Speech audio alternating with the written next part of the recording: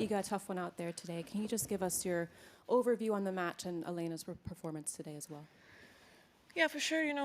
I'm not happy with the result. It was a high-intensity match, and first set was tight. Like, a few points made the difference. But in second set, for sure, like she improved the serve. She was going for the shots, and it got much tougher. Thank you. Questions, if you could raise your hand, please. Sure, start off in front. I'm going to ask you a very technical question this time. Tell us what's the biggest lesson you learned from this Australian Open? Well, honestly, I know what I need to improve, and it's kind of the same stuff that I had in my mind before the tournament as well. So there's no like breakthrough lesson. I'm just gonna keep doing my job, and hopefully on next tournament I'll get some stuff settled in terms of what I wanted to do with my game. Next question. Carol. Do you think, is it more a strategy issue you had today or more technical? Is it your serve that kind of, because you started well, and just wondering if you get out of this match thinking, okay, I need to play completely differently, or just on your own game technically things that you want to change? Well, for sure I didn't serve as well as, I don't know, in Cincinnati, for example, against Elena. My serve was kind of normal, and sometimes it could have gave me a bit more. As I said, like in first set, I think it was a difference of couple points, and she also, I felt, gave me some chances on her serve, and sometimes I used them, sometimes it was like 30-all, and for example, I missed one return. I wanted to be aggressive on the second serve, so sometimes, you will make mistakes, but if you want to break, you need to make it in the moment like that. And then in a second set, I felt, I don't know, that the pace from her got a little bit even higher, and she was more precise, and maybe I dropped the intensity at the beginning especially, but it's like I have some stuff I want to work on, and it's never been so like flawless for me playing on these courts as they're fast, so I guess I'll try next time anyway. Charlie, go ahead. You mentioned there how Elena stepped up her serve in the second set. How tricky was that because it felt like you were in a couple of games and then she just blast down an ace or a big serve at a key moment. How hard is that to kind of keep believing when a player's doing that? Well, it's her game, I wasn't surprised, and I already had that kind of feeling against her, so you gotta just focus on yourself and on your service games, but yeah, my serve wasn't like the best, so it was hard to do that, to keep the score even in the second set. Also, you've said a couple of times here you know what you need to work on. Are you able to kind of share what you think those things are?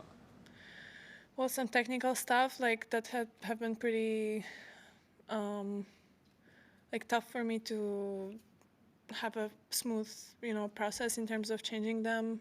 I see Carlos, for example, like changing his serve every year, and for me, it's like one little thing takes much longer time. So there are some stuff on the serve that I want to change, and I already changed that,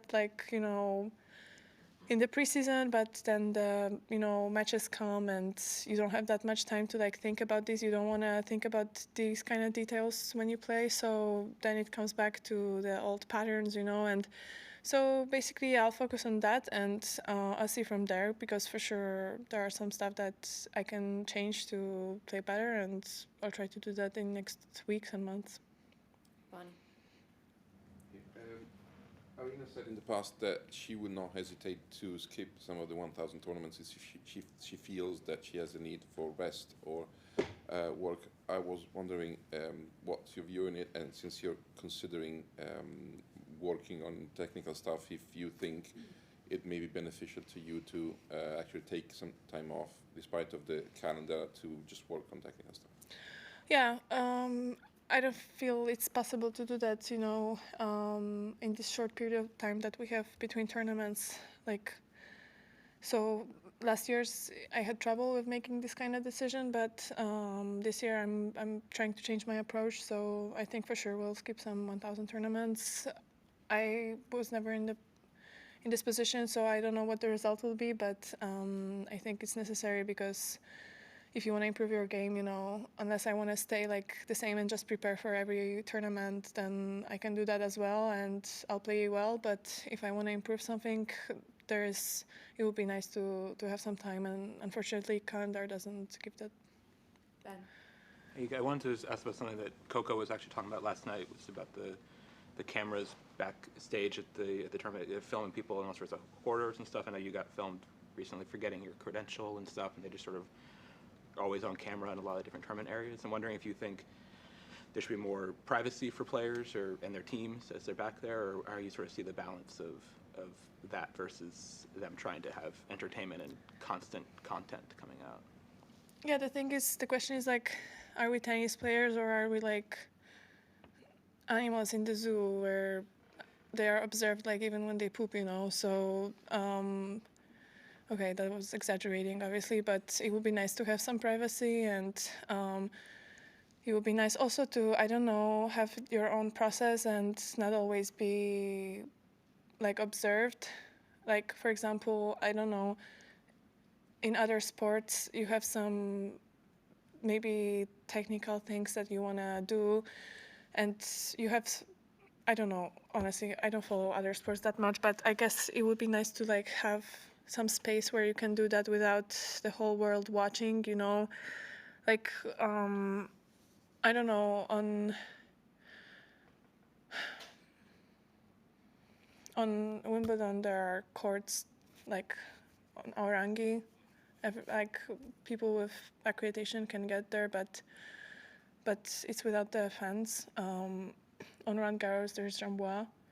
There are some spaces that you can at least go when you need to, but there are some tournaments where it's impossible and you're constantly observed, if not by the fans who can just buy some ground passes and go to your practice, then by the cameras.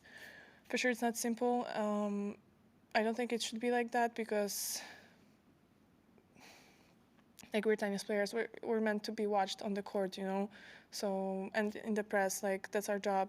It's not our job to be a meme when you forget your accreditation, and it's funny, yeah, for sure, people have something to talk about, but for us, I don't think it's necessary, and yep. The tournament about it here? What's the point? Okay, last two English questions, Eleanor, then Elaine. You've been playing at night, and then today you were first up. I just wonder how difficult was that? Were the conditions very different? And just in terms of kind of adjusting your day? I mean, I like the day conditions, so I felt like it's a positive thing for me. But the day rhythm for sure was much different because honestly, since Sydney, where I played 4 night sessions and 1 day session at the beginning of the tournament, I've been going to sleep at 1 a.m. and waking up at 10:30. So for sure today I had to adjust, but it's not a problem. I have my ways to do that, and I was completely ready today, so it didn't really matter. Last question. Hey, Iga. Good run. I'm curious, compared to last year when you lost here in the semis to Madison, how do you feel about the state of your game, and how do you have more regrets about this tournament or that one?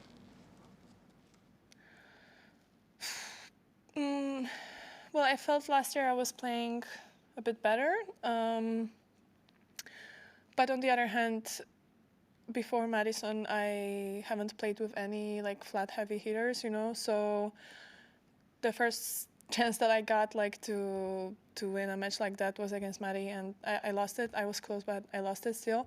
I felt I don't know, last year it was a new relationship with Wim.